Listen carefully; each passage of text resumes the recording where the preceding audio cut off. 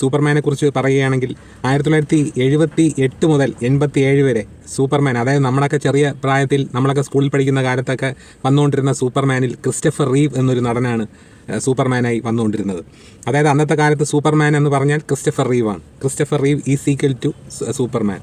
അപ്പോൾ ഈ 87 ശേഷം പിന്നെ ഏകദേശം 2006 വന്ന സൂപ്പർമാനിൽ ക്രിസ്റ്റഫർ റീവ് ഉണ്ടായിരുന്നു. അതിനെ തുടർന്ന് പിന്നെ ആണ് ഹെൻറി കാവിൽ വന്നത് സൂപ്പർമാനായിട്ട്.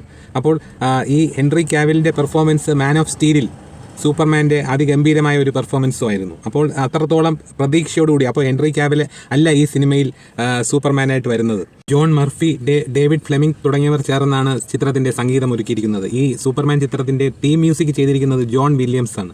അദ്ദേഹമാണ് ആദ്യം തൊട്ടേ ജോൺ വില്യംസ് എന്ന സംഗീതജ്ഞനാണ് സിനിമയുടെ ഈ സൂപ്പർമാൻ സിനിമകളുടെ തീം മ്യൂസിക് ചെയ്തിരിക്കുന്നത്. ഈ ജോൺ വില്യംസ് എന്ന സംഗീത സംവിധായകൻ സ്റ്റീവൻ സ്പീൽബർഗുമായി